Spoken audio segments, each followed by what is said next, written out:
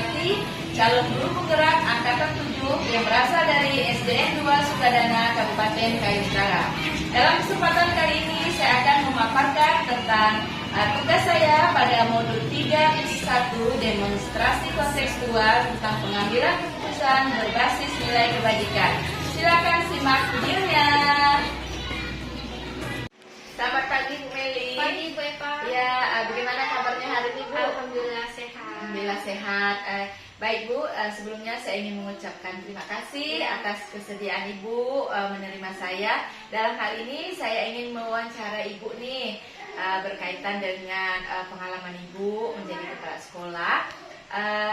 Saya melakukan wawancara berkaitan dengan tugas saya nih Bu di calon guru penggerak pada modul 3.1 itu tentang pengambilan keputusan berbasis nilai kebajikan. Bisa kita mulai Bu? Bisa. Baik Bu, selama ini Bu di sekolah kan biasanya kita sering mengalami kasus-kasus Bu ya. Nah salah satunya ada kasus dilema etika, kemudian ada juga bujukan moral Bu ya. Jadi bagaimana cara Ibu mengidentifikasi nih Bu kasus-kasus yang berkaitan dengan dilema etika dan bujukan moral ini?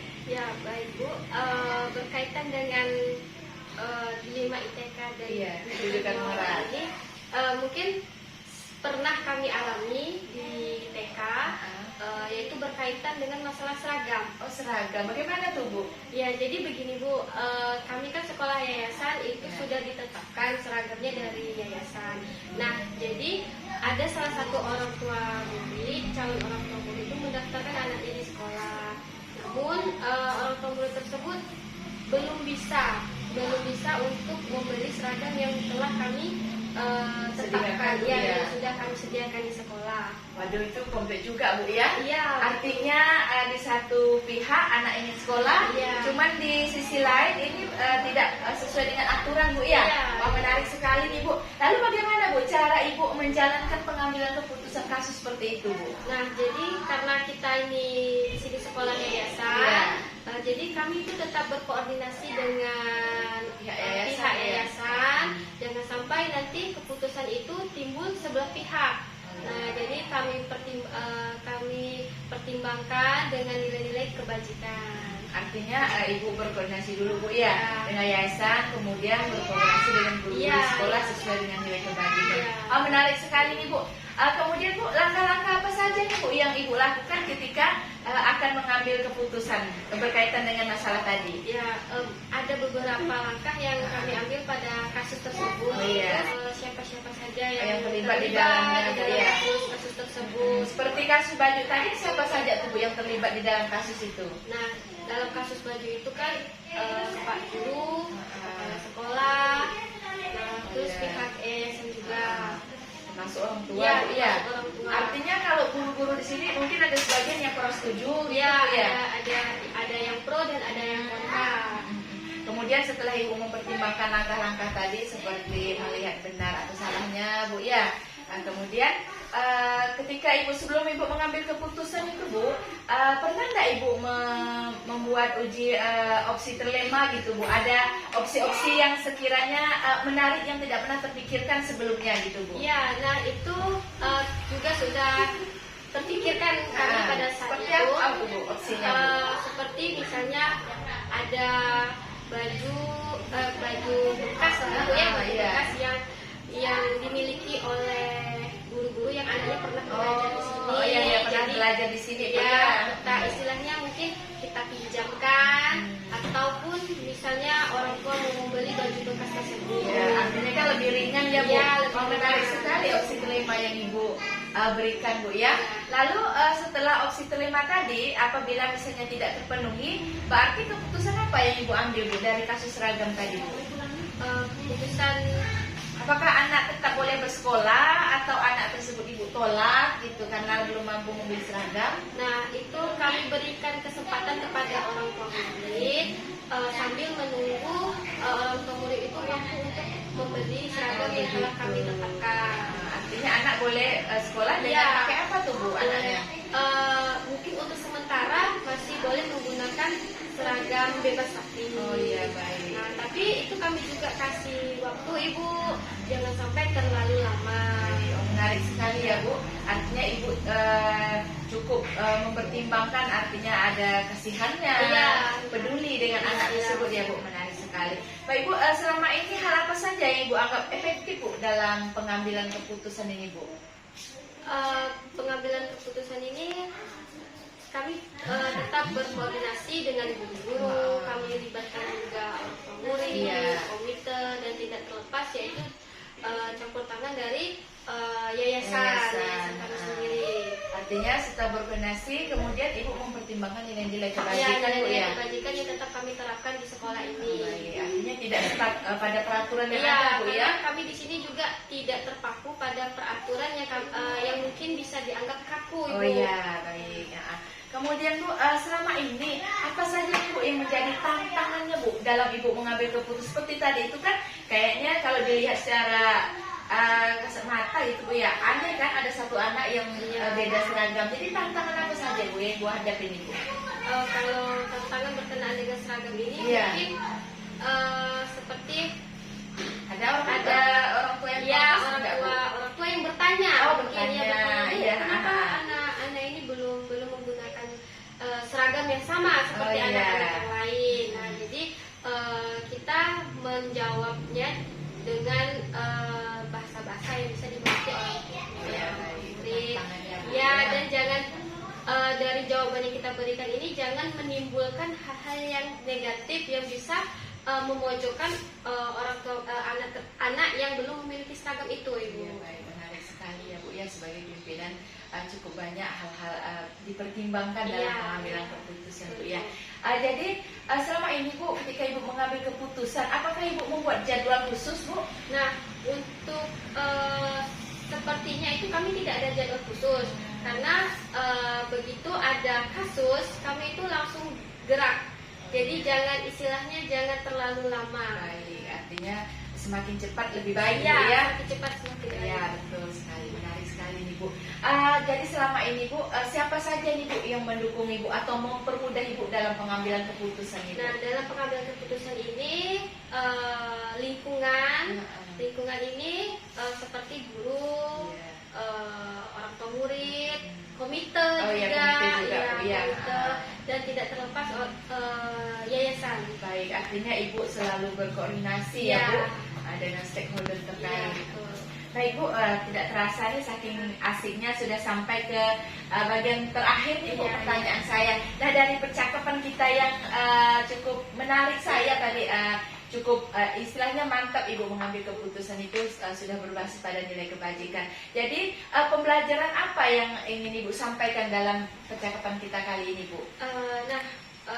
Saya mengambil kesimpulan dari Baik. pembicaraan kita pada hari ini yaitu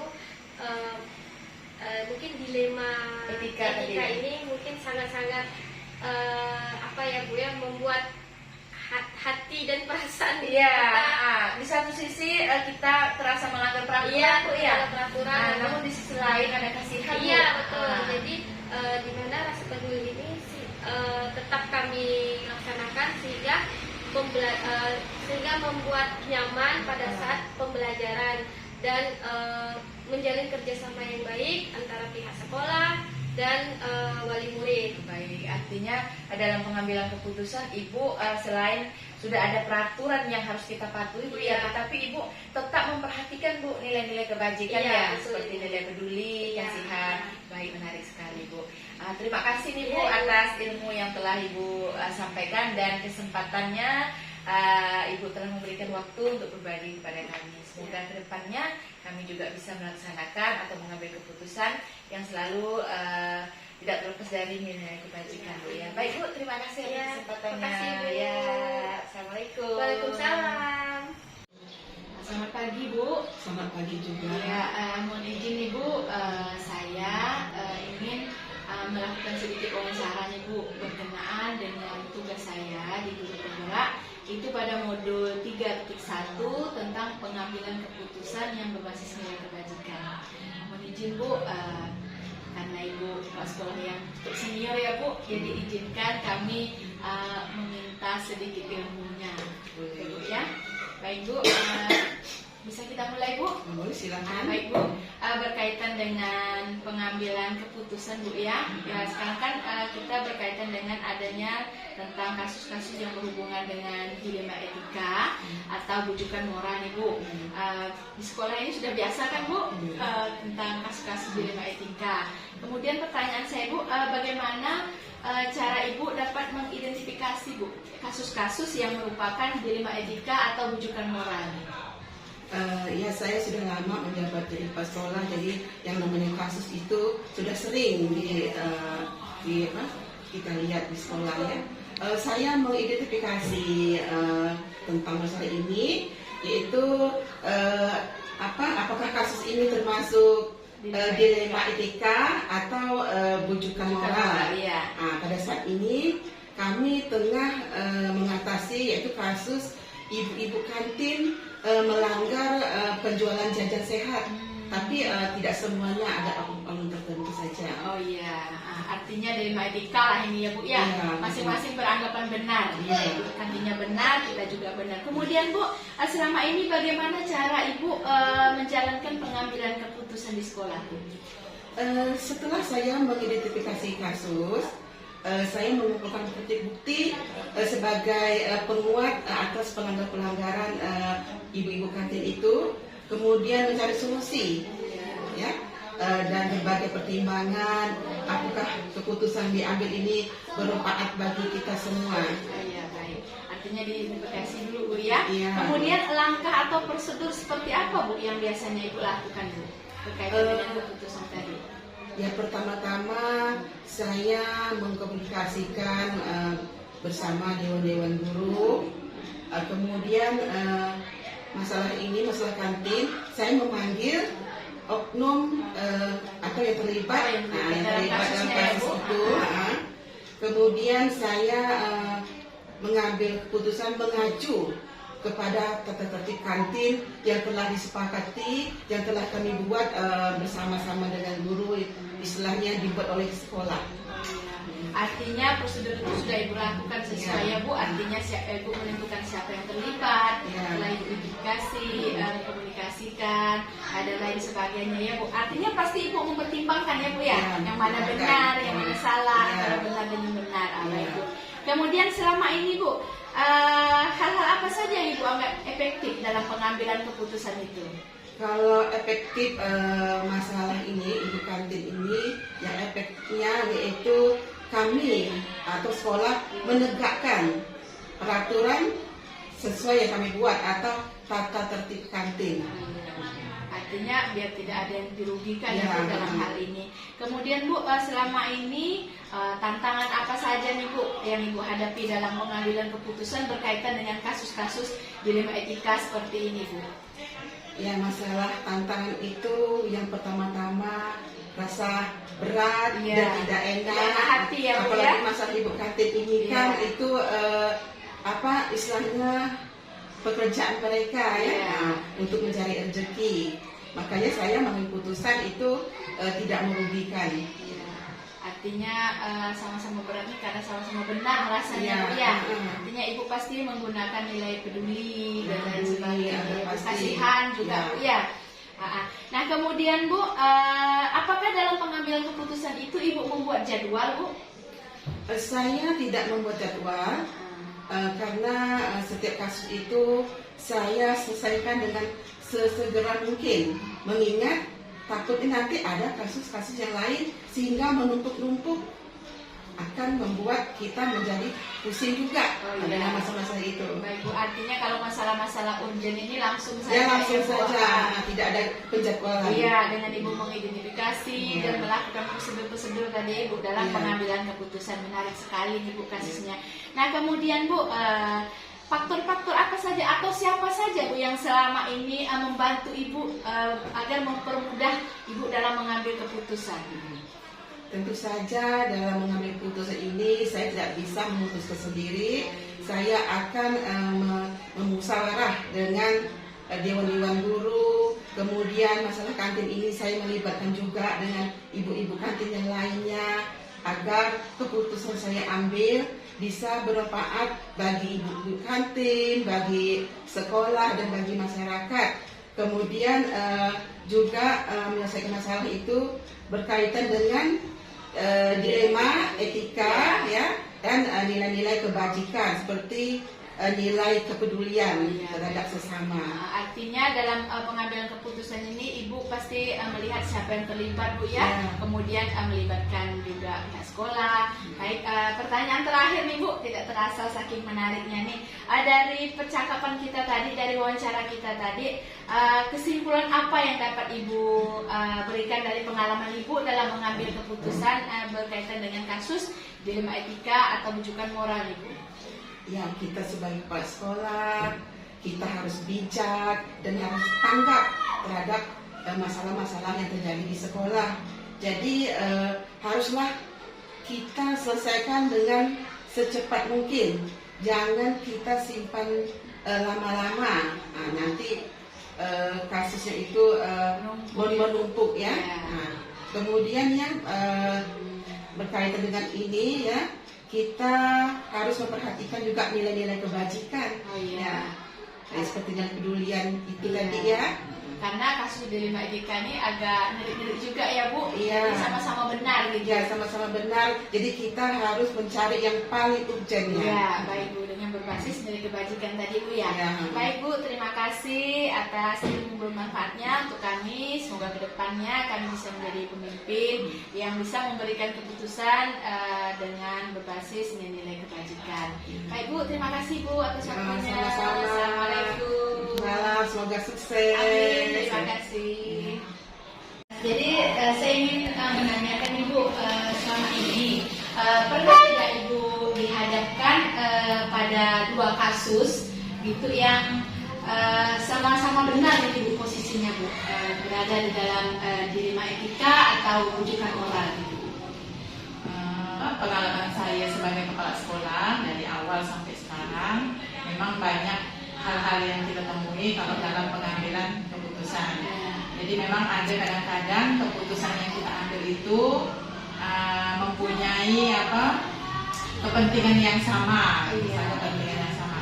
Tapi kalau kita misalnya ingin memutuskan sesuatu, pasti kita tetap kita lakukan dengan dewan guru yang ada di sekolah kita. Kemudian kita lihat lagi tentang manfaat dari apa yang akan kita putuskan, yang akan kita putuskan. Terus seberapa penting, kadang manfaatnya pun kadang-kadang kan sama, tapi seberapa diperlukan atau seberapa penting. Kadang-kadang kan ada yang udah sifatnya mendesak sama sekali, atau ada yang masih sifatnya bisa kita toleransi. Jadi yang kita dahulukan yang memang yang betul-betul mendesak, yang memang penting, yang besar manfaatnya. Jadi kalau dilema etika ini memang agak sulit ya Bu untuk memutuskannya. Jadi ketika Ibu sudah memutuskan gitu Bu ya, bagaimana Ibu menjalankannya di sekolah itu Bu? Apakah ada berbenturan dengan pihak lain gitu ketika keputusan sudah diambil gitu? Nah, untuk keputusan kita memang kadang-kadang kan karena ini keputusannya berkaitan dengan orang banyak, memang kadang-kadang keputusan yang kita ambil itu tidak bisa untuk menyenangkan semua orang. Itu udah pasti. Kadang-kadang ini baik untuk sebagian, atau ini kurang baik untuk sebagian. Tapi kita kalau sebagai kepala sekolah, kita lihat memang kalau memang ada yang kurang berkenan dengan keputusan kita itu, tapi kalau memang keputusan yang kita ambil itu tujuannya baik untuk kepentingan kita bersama, itu tetap kita jalankan. Jadi kalau ketika sudah kita ambil keputusan Ibu kan sudah melaksanakan. Jadi sebelum Ibu mengambil itu biasanya langkah-langkah apa saja tuh Bu yang harus kita lakukan gitu sebelum kita menetapkan keputusan itu Bu? Langkah-langkah apa saja? Kalau langkah-langkahnya yang pertama kita rapat dulu dengan dewan guru yang ada. Nah, di dalam rapat itu kita bisa menentukannya kita bisa mendengarkan. Nanti kalau misalnya kita akan melakukan ini, dampaknya bagaimana, ini kan banyak yang bisa dimasukkan lah guru. Karena menyangkut banyak hal ya Bu. Jadi ketika kita udah rapat gitu Bu, artinya hal-hal yang Ibu anggap efektif di dalam kasus dilema etika itu misalnya tentang nilai keyakinan Bu, misalnya nilai peduli atau seperti apa tuh Bu, hal-hal efektif yang Ibu ambil dalam keputusan itu. Misalnya dia berkenaan dengan kasus apa gitu, nilai keyakinan apa. Kalau berkaitan misalnya dengan hal-hal efektif misalnya yang kita lakukan itu, misalnya kalau berkaitan dengan pembelajaran, ini menguntungkan enggak untuk sekolah kita? Nah itu lebih kita utamakan. Kemudian ada nggak Bu tantangan Bu? Pastinya adalah Ibu tantangan ketika Ibu mengambil Pasti ada. keputusan itu Bu yang berkaitan dengan dilema Ya etika. pasti ada. Kadang-kadang kan yang namanya keputusan itu kadang memang ada yang suka, ada yang tidak suka ya memang. Tapi kalau misalnya ada yang tidak setuju dengan keputusan kita, tapi kita tidak boleh terpengaruh juga dengan kita harus mengikuti yang kata itu. Tapi kita lihat kalau itu memang perlu kita lakukan, itu untuk kebaikan sekolah kita, walaupun ada tantangannya tetap harus kita lalui. Jadi kita kan tidak bisa menyenangkan semua orang, Bu. Benar. Jadi dalam Ibu mengambil keputusan, Ibu apakah Ibu membuat jadwal atau tiba-tiba karena urgent aja Bu? Ada nggak jadwal tertentu? Misalnya Ibu kepingin mengambil keputusan tentang dilema etika nih, apakah Ibu membuat jadwal atau tidak?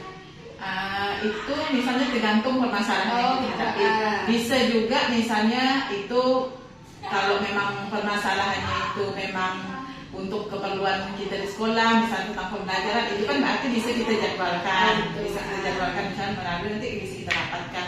Tapi kalau ada kasus-kasus yang memang Urgent memang perlu kita tangani langsung, jadi itu kita kadang-kadang tidak perlu kita mengadakan rapat secara keseluruhan kita masalah. Berarti tentang jadwal ini jadi menyesuaikan saja ya. Kalau tentang pembelajaran biasanya Ibu pakai jadwal, tapi kalau hal-hal yang penting itu bisa langsung sesuai berkoordinasi dengan guru ya Bu. Sedikit lagi nih Bu, kalau mengenai dilema etika ini memang sangat menarik Bu. Jadi saya ingin bertanya Bu, faktor apa yang selama ini mempermudah Bu atau membantu Ibu dalam mengambil keputusan Ibu? Faktor apa saja yang bisa mempermudah Ibu? Kalau faktor yang mempermudah itu sebenarnya dari diri kita sendiri. Jangan kita menganggap suatu permasalahan itu suatu beban bagi kita.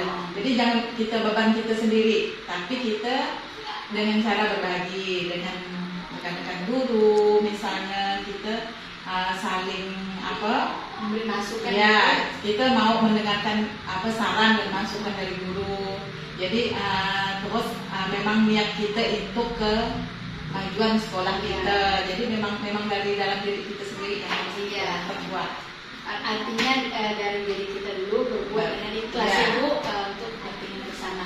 Pertanyaan terakhir nih Bu, jadi dari percakapan kita tadi nih Bu, dari pengambilan keputusan, dari hal-hal apa saja yang menarik dan faktor penghambat dan lain sebagainya tentang pengambilan keputusan di dilema etika ini Bu, ada pembelajaran apa yang bisa Ibu ambil atau kesimpulan apa yang bisa Ibu bagikan ke kami? Memang kita harus memperhatikan tentang penting tidaknya permasalahan yang kita hadapi. Kadang itu memang kalau kita lihat banyak permasalahan-masalah yang kita hadapi di sekolah, tapi kita bisa memilih-milih. Oh, ini masalah yang harus kita dahulukan, ini masalah yang harus kita tangani terlebih dahulu.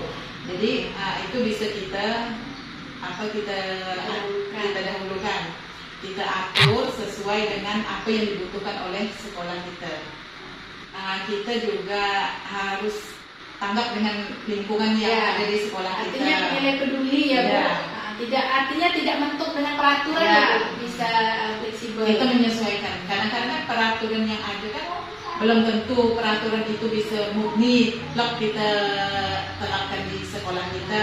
Sesuaikan dengan kondisi lingkungan sekolah kita. Kalau kondisi lingkungan sekolah kita seperti ini, kita menyesuaikan. Memang kita tetap berpedoman pada peraturan, tapi kan peraturan itu bisa masuk ke sekolah yang keadaan sosialnya, misalnya ekonomi, disesuaikan dengan kebajikannya ya Bu. Yang ada di sekolah. Baik Bu, terima kasih sekali lagi saya ucapkan kepada Ibu yang telah mau berbagi untuk kepada kami. semoga bermanfaat untuk kami ke depannya. Ibu, terima kasih Bu.